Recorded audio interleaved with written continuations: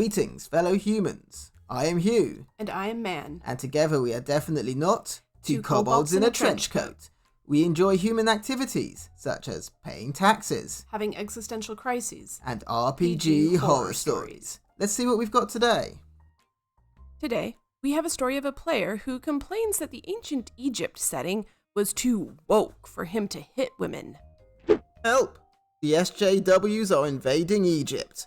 By Reddit user, Madman Robbie. So I decided to run GURPS. The second horror story is about my attempt at a historical fantasy mini-campaign. I have some friends who have the right combination of theatre geek and militarized autism who enjoy GURPS. However, there were only 3 of us, and I wanted 2 more players at least. So I turned to some gaming servers and found 2 new bloods for my historical fantasy game. I stress historical fantasy for the setting as it's something of a mashup between Hellenistic, Egypt, Rome, Bronze Age Greece, Middle East, and Three Kingdoms era China, with all the mythological monsters and heroes and gods that entails. This is important for later. My players didn't know this going in, but I was also planning on throwing some Assassin's Creed Origins / Odyssey style Ancient Aliens malarkey because the awesome train has no brakes. Although in most media, mixing aliens and historical settings like this hasn't gone well, i.e. Indiana Jones' Crystal Skull comes to mind. What are you talking about? We have the entire History channel. The main setting, Egypt, XX BC. The Hook, a civil war between the North and South and the colonies in Nubia, Kush, Libya, has left Egypt in shambles and a new dynasty basically ended up on top through force, intrigue, and allegedly, dark magic. The characters. A Minoan bandit who fled the collapse of his homeland, wandering until he ended up in Egypt. Being one of the last Minotaur cultists around, he wears the skull and skin of his temple's ceremonial bull and terrified people by sacking caravans on the road. An Egyptian soldier who went rogue after the last rightful pharaoh was assassinated during the civil war. Mostly roams the rural villages as a leopard warrior, basically Robin Hood bandits. A Kushite shield woman, who was sold by her tribe into the pharaoh's service at the start of the civil war in exchange for food going to her tribe. She was part of a group of basically unwanted daughters, 3rd and 4th children, barren women, lesbians, etc. And she became a mercenary and gladiator in the time since the war, since she's too ashamed of her failure to face her tribe again. The 4th player, one of the online finds, was late to the character creation session. He messaged me well in advance that work was keeping him late, so it wasn't a sudden drop or anything. The guy even told me he would wait until next week's agreed game time to make his guy with me. However, I had nothing going on, so I hopped back into VC to give him the same rundown on the setting and work on his character. He told me that he wanted to play a Roman legionnaire.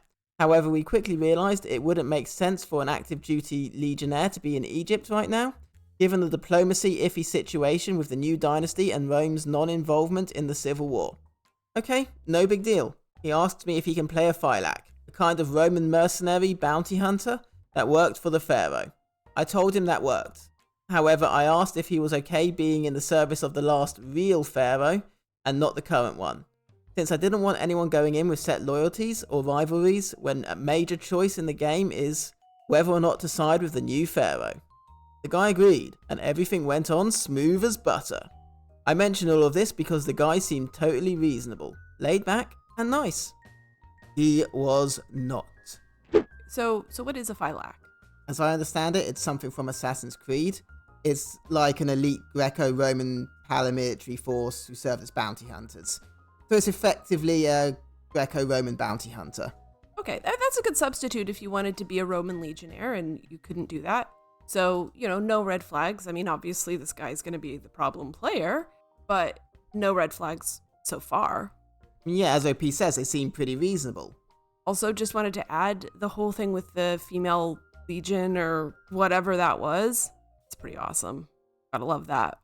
I do really appreciate this setting, trying to actually place a fantasy setting into real life history. It does offer some restrictions, but a lot of people will be looking for that kind of game. They'll be okay with being confined within that setting. Most fantasy does have historical elements to it. Obviously, traditional fantasy is usually set in some kind of medieval European type world. it's nice to take it to that next level and be like, well, what if we put it in our real world and made it really fantasy by mixing it with a whole bunch of other stuff, including Assassin's Creed. And I think that's pretty cool. And I appreciate the fact that the DM was clear. Hey, I don't want us to have problems in the party. I don't want us to have rivalries when it comes to making decisions around the Pharaoh. Maybe your loyalties aren't with the current Pharaoh. That's a totally reasonable boundary to set for your players. And I think that that was wise to have that foresight to head off any potential conflict that might arise when it comes to big, important decisions. Things started off pretty well. A Minotaur, a Phylac, a Leopard Warrior, and a Spearwoman Merc had the perfect moral alignment to go tomb raiding, bandit hunting, and getting into a chariot battle as they had to escape the Fuzz, who caught them tomb raiding. The first 2 sessions were mostly learning the mechanics of the game and introducing the setting via a rural village they all happened to be laying low in at the time. Session 3 was the first real Western roleplay session, where they got to the small city of Nakib.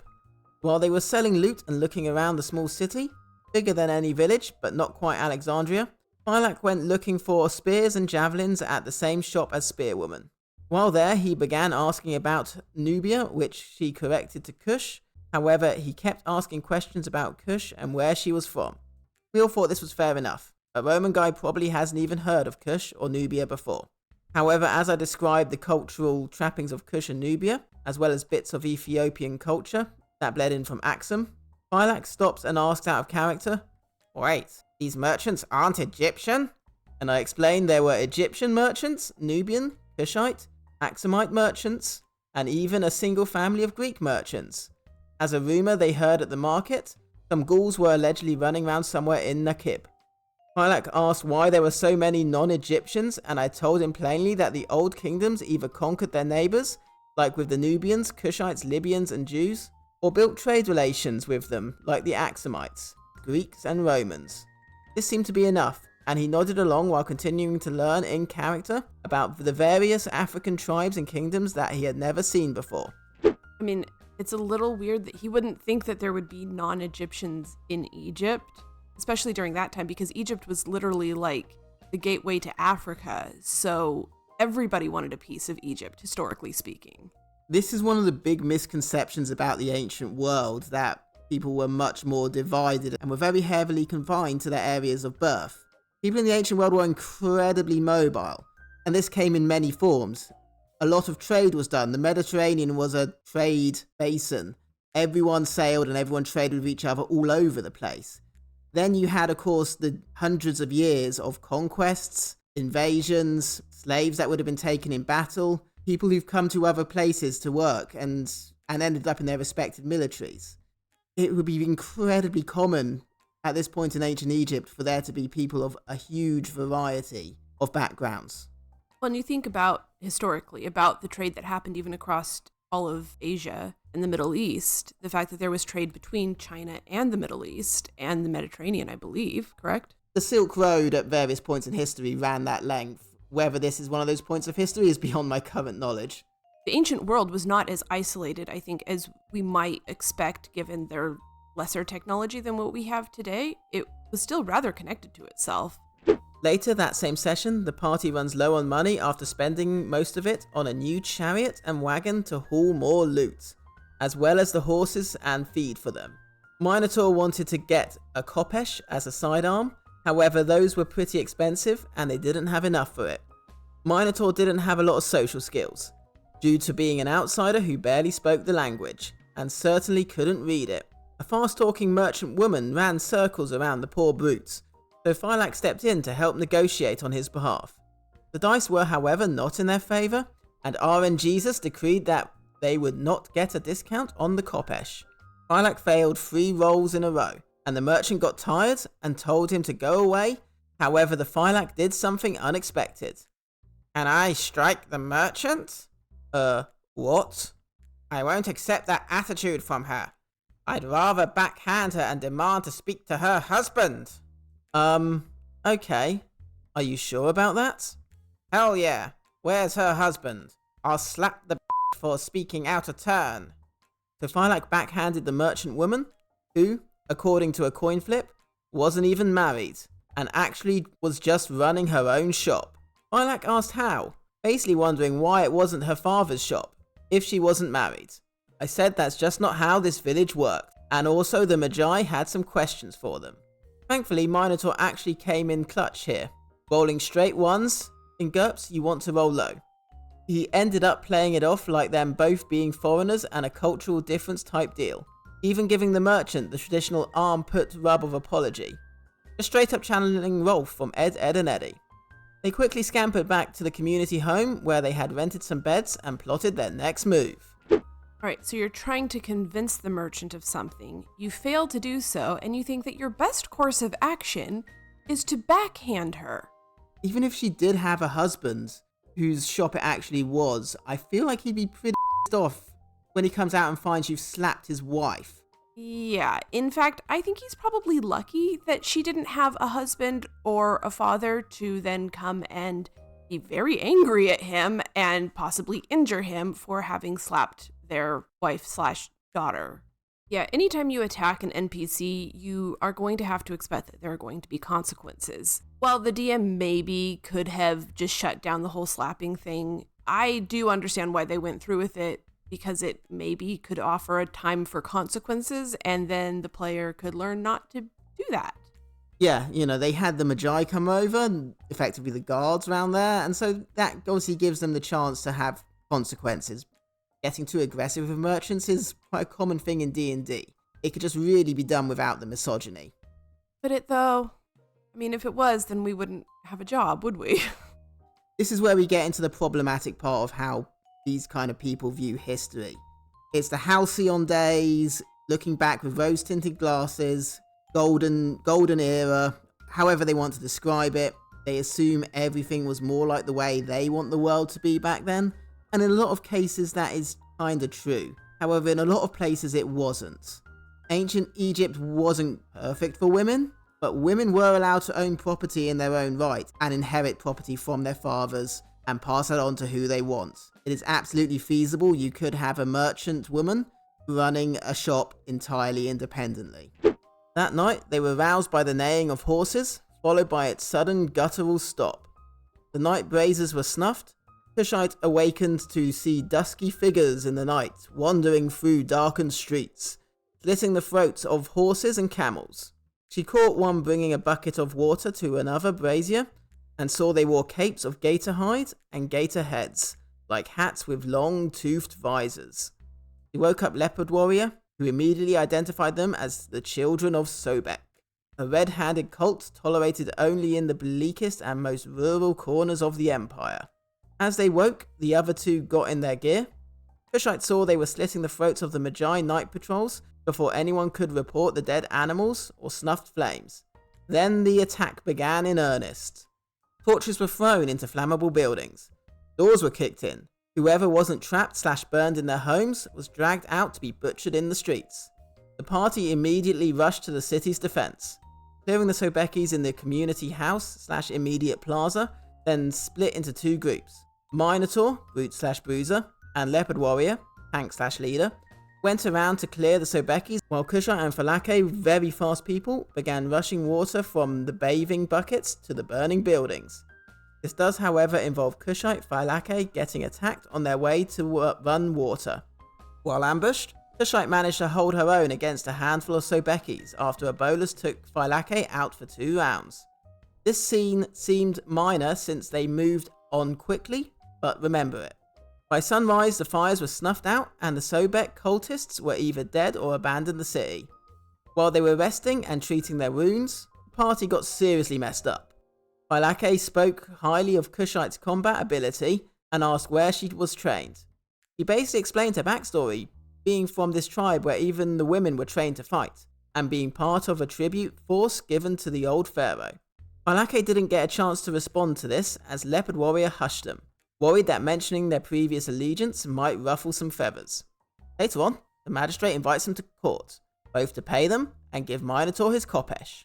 While there, they are tasked with interrogating a captured cultist, a task all of the Magi abstained from since they would just murder him. Leopard Warrior and Falake do the talking and spare his life for information, with Leopard Warrior making this great plea about the weight of his heart being elevated by assisting them. Ultimately, the captive reveals that they were sent by the High Priestess Sobek to shock/terrorize the city for being less loyal to the pharaoh than she demanded. It's a really interesting detail there that Leopard Warrior added, trying to convince somebody to help them by basically saying, the weight of your heart's going to be lighter if you help us out. I like that. It's a nice little historical detail. Yeah, that's a very good piece of roleplay to really include that bit of ancient Egyptian afterlife culture into it. I am interested to know Phylax's position is on the whole women being trained to fight, given that he just backhanded a merchant woman for talking to him. So I feel like that's going to pay off later in the story. Yeah, maybe Leopard Warrior was preempting that. Having seen the earlier interaction with the merchant, they just jumped in really quickly to move the plot along before he could derail it with yet more misogyny. Somehow, I feel like he's going to end up doing that anyway. After that session, Phylake finally voiced his problems with how I was running Fantasy Egypt. Basically, he gave me this dressing down about how it didn't make sense for there to be armed forces of women, certainly none that would be exported to neighbouring powers since female fighters just can't keep up with male soldiers. Also, I was blackwashing Egypt by forcing in a bunch of black people when Egyptians weren't black, even though I specified this was after the conquest of the Kushites/Nubians. Also, a woman running her own business didn't make sense for the time, nor him getting reprimanded for striking a woman, which was permitted by Egyptian law and was just what people did back then. Also, having the Sobek cult led by a woman and the pharaoh be a woman was just more clear signs of my SJW rewriting history. I was kind of stunned by this and just tried to explain that it wasn't meant to be historically accurate setting, but a historical fantasy/mythology one. Again, we have a Minoan Minotaur bandit and a Hellenic Egyptian warrior side by side. He just said it's not for him and leaves. Honestly, it felt so fast and sudden that I just kind of sat there for a moment, unsure of what just happened. Thankfully, things kept going and are still going. We kept Phylake around as an NPC, since despite his players' weird outbursts, his character was for the most part pretty cool. We honestly just thought he was being a typical Roman guy, kind of sexist and ignorant of foreigners. RPing him that way and giving him a weird frenemy thing with the Kushite has kind of been neat. Still, it left me kind of feeling blurred, since it's never easy to have a player just slap you in the face with a list of grievances about your game. TLDR, player in my historical fantasy game calls me an SJW and quits over the lack of historical accuracy in an openly anachronistic/mythological setting. P.S. The game featured an evil woman murderer/slut leading a cult, an evil woman gold digger, sorceress who stole a man's throne, Jewish slaves, disrespecting of religion/burial grounds, child sacrifice, and enough imperialism to make the British blush. It all sounds pretty base to me. Yeah, I'm kind of blushing. Wow, okay, so there's a lot to unpack here in what Phylax said about historical accuracy. First of all, has the dude never heard of Cleopatra? Yeah, one of the single most famous Egyptian rulers of all time is a woman. On top of that, for him to say that DM is blackwashing Egypt is ridiculous. The DM basically made it a melting pot, which is accurate. Entirely 100% accurate. As we said earlier, people would have been coming in and out of Egypt for all sorts of reasons. There would have been a large number of different ethnicities within Egypt at this time. And then to basically say that, oh, you can't have warrior women because they can't keep up with men. Are you serious right now? There are plenty of women out there that could not only keep up with men, but leave them in their dust. Definitely this guy, for sure. And as the DM said, this is a fantasy setting. You have a world setting in which magic and gods are real. That's automatically fantasy and not historically accurate. That's the thing when you have a historical fantasy, is that it's based in a certain time and place in the world. But what you do with it is really up to you as the creator of that fantasy setting. The historical setting was just a basis, and there was fantasy inserted on top of this. I really appreciate OP's dedication to history and how much effort they've put into learning names of places and cultures of the region, and they've done a very good job with the historical elements. It's just, as you say, it's a fantasy. the guy's literally playing a character based from a video game. I'm pretty sure that didn't exist in ancient Egypt. So literally this guy is like, it's not historically accurate, even though he's playing a non-historically accurate character. I can't with people like this. It really bugs me when guys like this will use historicity as a reason for why something that they don't like exists in the world is wrong. Saying, oh, well, it's not historically accurate for women to have equality. Too bad, because this is this person's fantasy setting, and they want equality amongst the genders. It sounds to me like this guy did want a fantasy, but his fantasy of how the world should be. If he's this mad about women having roles like being merchants in ancient Egypt, I get the feeling he's going to be a bit upset when he hears about how gay the ancient Greeks were. I feel like this guy heard ancient Middle Eastern fantasy and thought, sweet, I get to go around and hit women. And I think that was probably his big motive for joining the campaign. And then he finds out, oh, I can't actually do that. And then all of a sudden, it's not historically accurate. I mean, maybe that's just me being cynical, but that's just kind of what it feels like.